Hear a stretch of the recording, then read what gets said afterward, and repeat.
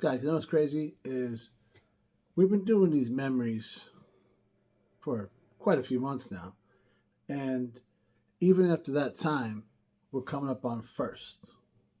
If you want to see what first I'm talking about, you can check out this week's Monday Morning Memory from Pugliese Speed Shop.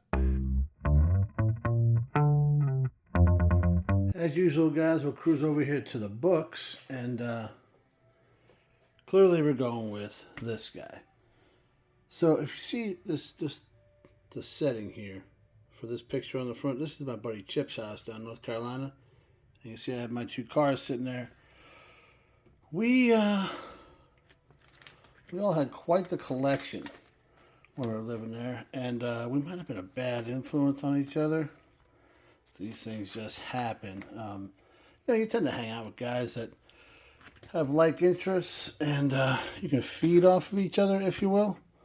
That's kind of what we did, and I ain't mad about it even one bit. So the moms we were just talking about. As you can see in this picture here, there's quite a few cars on that property. You can see that here too. And,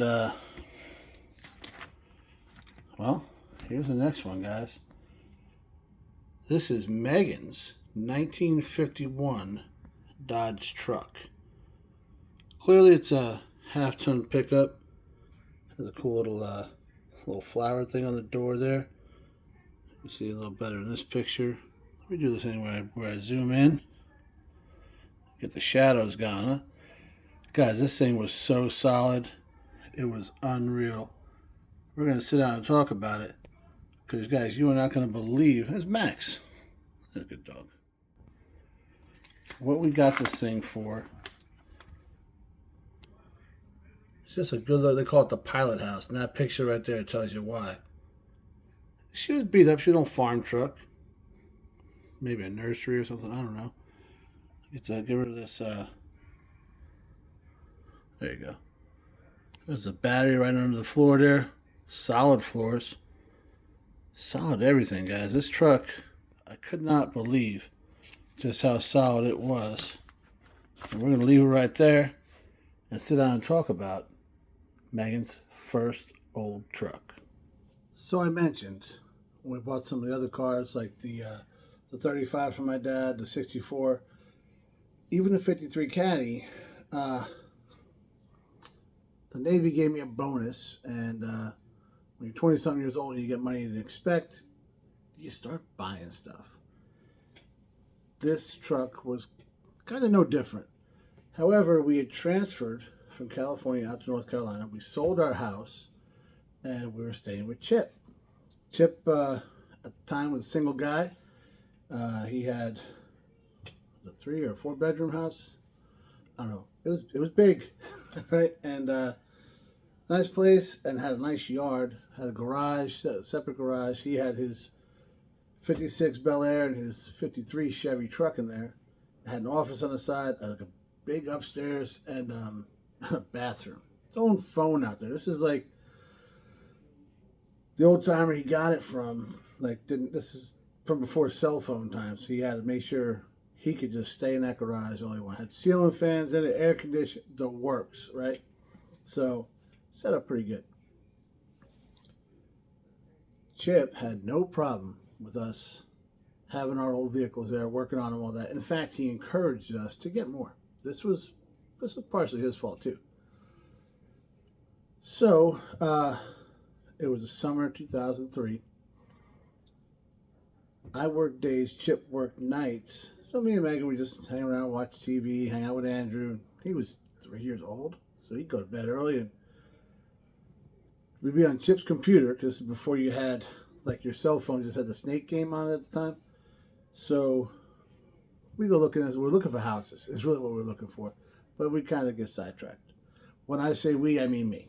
All right, so we start looking at eBay, and some of these vehicles that would be popping up super cheap and stuff that we dug, and it was amazing because, like, we're out in California, everything was just that I wanted to pay for, like I was willing to pay for, was on the right coast. Now we're there, so I'm looking. And Megan was pretty hip to my game. But we stumble upon a 51 Dodge truck. Officially, it's a B1B. That was a half ton. Like the 3/4 ton was a B1C. This is before they figured out the 1500, 2500 thing. Everybody was kind of playing with stuff, and well, that's what they had. But guys, it was $150. $150. It was in North Carolina, which was bigger than we thought. But I had a truck, I had a trailer. We had some time to go out and kill and learn the lay of the land around us. So Megan's like, man, I really like that truck. And it had a cool look to it. So I was like, that is pretty cool. Now, it was in the weeds behind a trailer. Probably looked a little lower than it was, but that's fine. The fact that it wasn't lower at all is why it was so solid. It sat up, you know? So I'm like, all right, we'll throw a bid on it. Well, whatever. And she's like, we're not going to get it for $150. I was like, no, I get it. So I was like, I'll bid, that proxy bidding or whatever. You can just bid up what you wanted to and kind of just go up. So I bid $200. And I was like, we'll see what happens. We won it for $187. I was like, hey babe, we won the truck. And she's like, oh, wasn't expecting that. Me, I wasn't either, but whatever. So we take a Saturday and we shoot out to this. North Carolina is a weird state, guys. You can have a mansion sitting here and a single wide sitting right next to it. I don't know how it happens, but all the way across the state it happens. If you don't believe me, drive down 95 to North Carolina. You'll believe me. This was a trailer, which doesn't mean anything at all. Don't take that the wrong way. I'm just stating facts here, right? So we get to the place. Guy was real cool. The truck was way behind. So they had the grass cut down real low, and then the truck was sitting right behind it. And they even said, well, we keep the grass real low here so it keeps the snakes in the tall grass.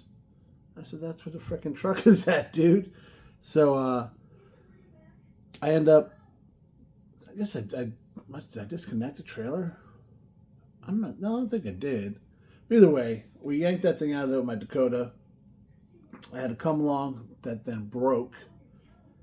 I remember taking parts off of the Dodge, the 51, to fix the come along to get this thing on the trailer, and towed it home.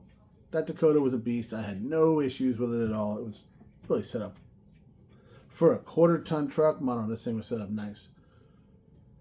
We drag it back to Chips. Everybody's, this thing's awesome. This thing's awesome. We push it off the trailer. Megan cleans the whole thing out. She starts taking some stuff apart.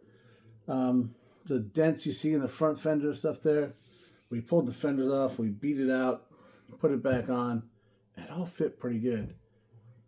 And it was the patina, guys. This was when guys weren't really down with that. I mean, yes, they kind of were, but most people would buy a truck like that and prime it black and put like red wheels on it and all that. Megan's like, nah, let's play it off. I don't want to do that. So we end up, I don't know why my hand's in the way again. Apologize. We just left it like it was.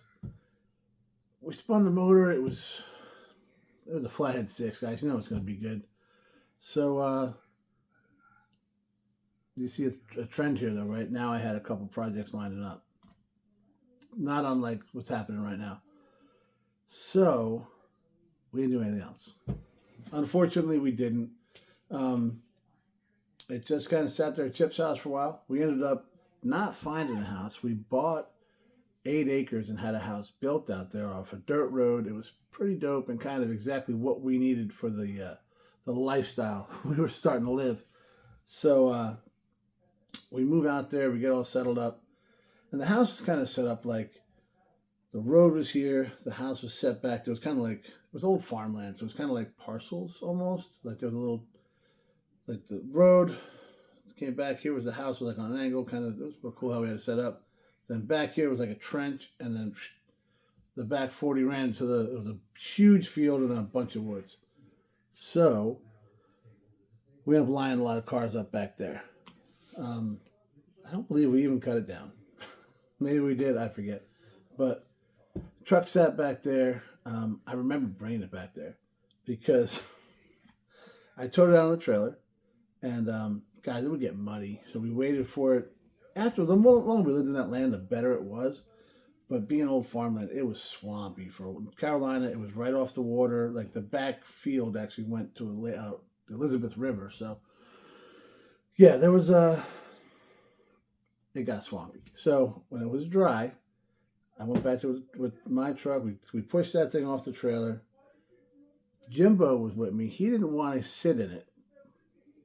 I don't believe there was a seat, so that probably explains why he didn't want to sit in it. He's standing on the running board. I got a chain on that truck, and I'm pulling it with my Dakota, and he's in there steering from the running board. We put it in the back 40. We let it sit there, and guys, we never got to it. So Megan's dream of having an old truck, she had one, but you had to come to the house to see it. That's kind of how it went. So I was there 5 years while we were moving back to California against our wishes. All right, but that's what the Navy wanted us to do, so that's what we were doing. And guys, I think we had 19 vehicles. It was the amount of cars we had this time was ridiculous. So we're gonna sell it. Now back then, yeah, you could put it on eBay and all that, but I was kind of played out on eBay a little bit with a lot of things. They kind of come and go in my go to for parts and cars and whatnot. Just I don't know how my brain works or how the internet works or whatever. At this point, I was always in, was it the green sheet? That's what it was called. I remember. So me, Brandon, and Chip would ride. What do you call it? We put a bunch of people in a vehicle. Carpool. We would carpool back and forth to work because it was like 50 miles, 60 miles. So we'd all meet at Chip's house. It was the closest one, and we'd shoot up to work. Coming back on Fridays, specifically, we'd stop at Border Station. Border Station was halfway in Virginia, halfway in North Carolina. There's a line through the store. You can stand on each state, You get lotto tickets in Virginia. You grab the swap sheet or the green sheet. I think they call it the green sheet, which is basically a penny saver, but it was thick. And then we'd get one of those each. On the other side was a Dairy Queen. We'd get blizzards, and we'd sit there in the booth looking at the green sheet, eating our blizzards, figuring out what we were going to buy next, right? Parts, whatever it might be. So I listed the truck in there because that's kind of what everybody did that time frame. I'll tell you what I paid for it. So I was like, man, I don't know. Maybe we'll get $500 out of this thing. Listed for $700, expect to be talked down. I listed for $700.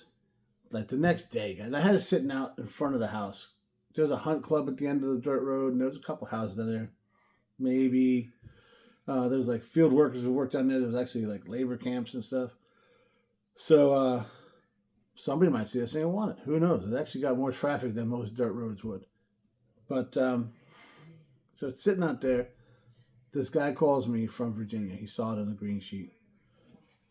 He's like, can I come check it out? I said, yeah, man. He asked if it ran. I said, it probably will. It's been sitting for a while, but, it's a flathead 6. So it spins over, which means it'll probably run.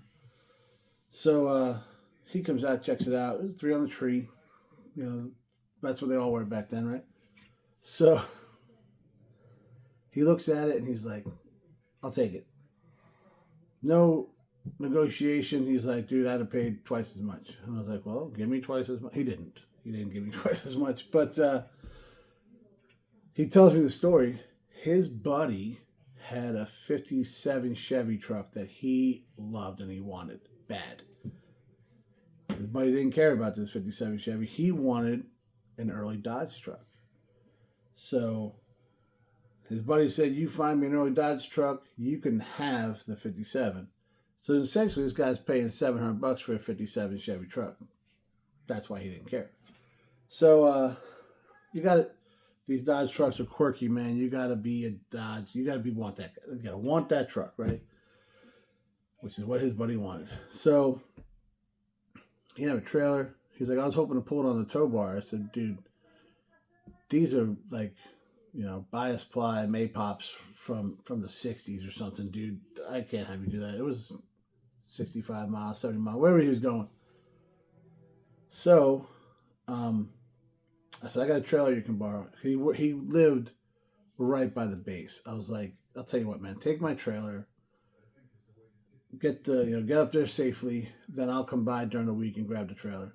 He's like, are you serious, dude? I was like, yeah, man, this is what we do. We help each other out, right? Now, I was being very trusting. I don't know this guy from Adam. I didn't have a title for the truck. Yeah, I think that's probably why I was asking so little for it too. I didn't have a title for it. But Carolina, for a '50s vehicle, nobody cares. They didn't even have titles for most of that stuff back then. The old stuff. So if you're looking at old cars, '50s and stuff like that don't have a title, they didn't come with them. Like a lot of them didn't. So we hook it up. I think I used that same come along to put it on the truck. No, I had a winch by that point. That's right. We had a winch. I put the winch on there, put it on the trailer, and dude took off. I went up there. It was like a Sunday, Saturday, Sunday, something like that. Monday, Tuesday, whatever. He got the truck off the trailer, and I don't know if I went to his house. I did. I think I went to his house, scooped it up. We talked for a while. Yeah, good guy. He was already ready to make the trade with his buddy, and that guy was so motivated that I'm pretty sure that 51 finally got built. It's probably on the roads up there in Virginia right now. That's my story. I'm sticking to it. But I remember that's how how did that work out? I think I convinced him to help me move that thing out there to the street or something like that. I had him doing some kind of work. And now I expected to get nothing from this truck. So I told, hey, man, whatever we get from the truck, you can keep it for helping me out. And he's like, really? I said, yeah. I remember coming to the house. I was like, Megan, I got $700 for the truck. She's like, give it to the kid. So Andrew made a quick 700. We got rid of the truck. Somebody got a cool hot rod. And that's how he started saving up for his first truck. So we'll talk about that one later. But yeah, 51 Dodge truck. Owned it for 5 years, never drove it. Thanks for watching, guys.